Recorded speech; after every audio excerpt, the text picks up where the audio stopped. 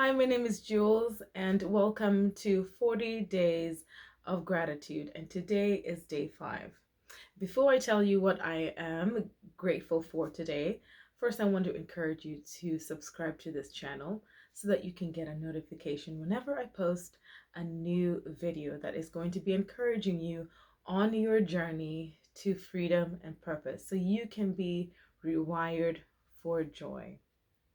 So today, I am thanking God for the people who are most influential in my life, starting from when I was young. And today I want to pay tribute to my paternal grandmother. I will be doing us, I will thank all my grandparents, but I wanted to do them one at a time because each of them had something unique to add to my life. And I wanted to start with the one that was the most challenging relationship out of all of them.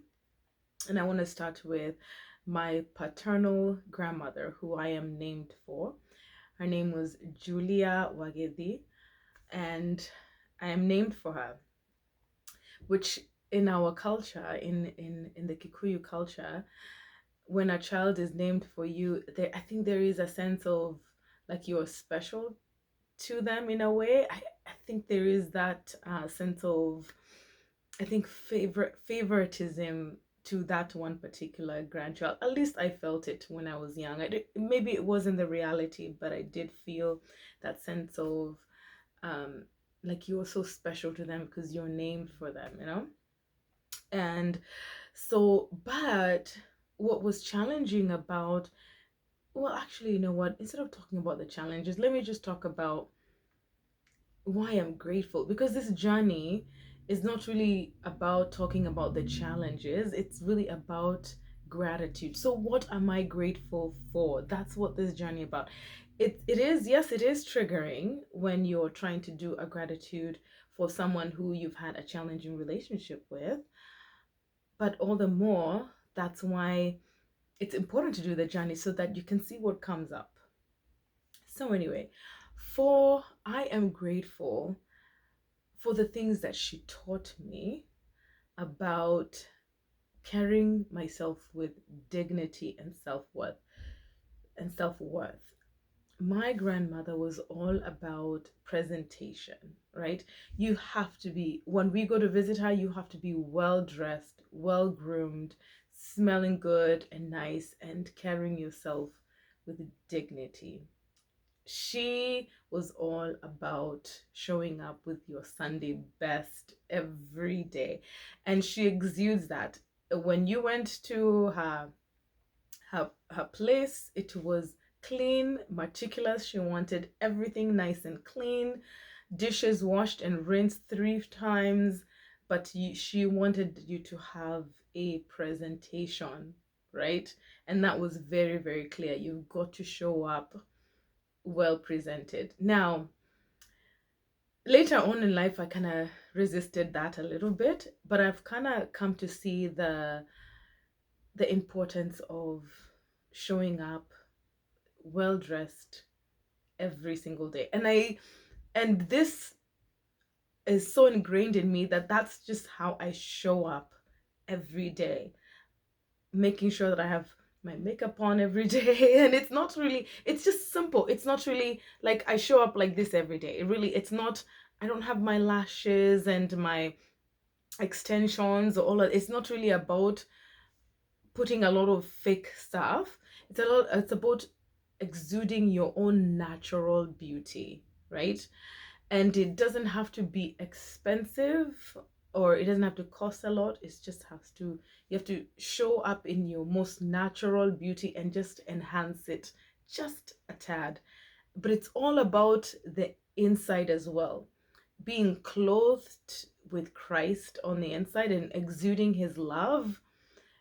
That is like one of the most important things. So I am grateful that she showed me how to express your love for God through how you show up every day.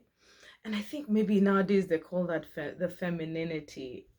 I mean, I think she would exude. I mean, if that's what femininity is. I think maybe she exudes that, and maybe she just taught us that from a young age, and I think it's just flowed naturally to me. I didn't have to work so hard to be feminine, but that's just what she taught me. And I am so grateful also for how she used to sew baskets for people, right? And she used to always make sure that you have a a hardworking mate.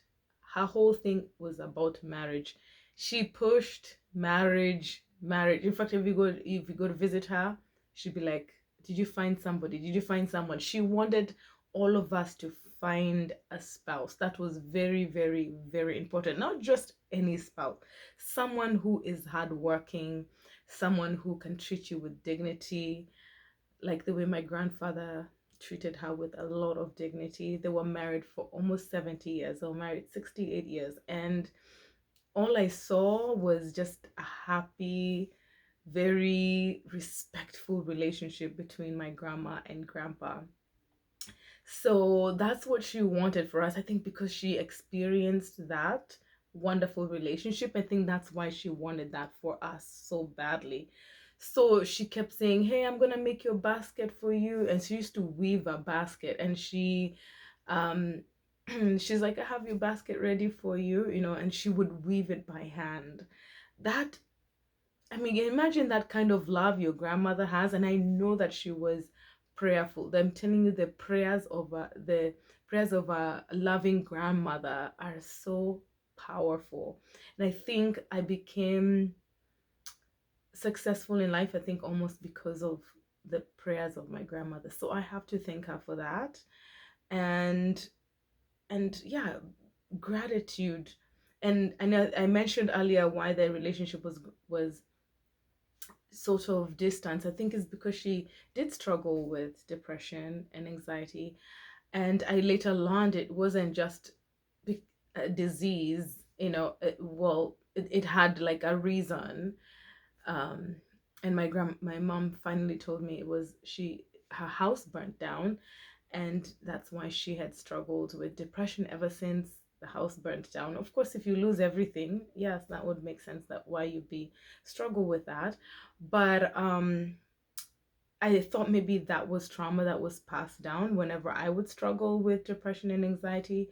But now that I realize there is a root cause of it, that means I can move towards being rewired for joy. And that's why I'm taking this journey. Because if it wasn't possible for me to be healed, then why go on the journey anyway if it's not going to help, right? So I am grateful. I had to just really stop and say, I am grateful. I'm grateful for my grandmother. She did pass away in 2019. So may God rest her soul in eternal peace and safety. And yeah, so it's really nice to say these words out loud and take the parts of her that I really, really appreciate, and maybe grow from the parts that were challenging. And yeah, so anyway, yeah, and before I end this video, I always like to leave you with these affirmations that have grounded me in my relationship with God. And that is, you belong, you are loved, you are valuable, you are worthy of forgiveness, and you are enough. No need to perform so you can be loved or liked. And you are a child of God. And if you haven't really internalized um, these affirmations for yourself, maybe this is an invitation for you to begin your healing journey. There's many resources for you to start your healing journey. I encourage you to get my book, which is on Amazon. It's if you go to amazon.com and just type in my name, Jules Muya, in the search box, Julz, then my last name, Muya, you'll find a book called 40 Days and Nights, Your Healing Journey to Freedom and Purpose. Start reading that book, and I hope it will encourage you in your healing journey as well. God bless you so much, and we'll see you in the next one.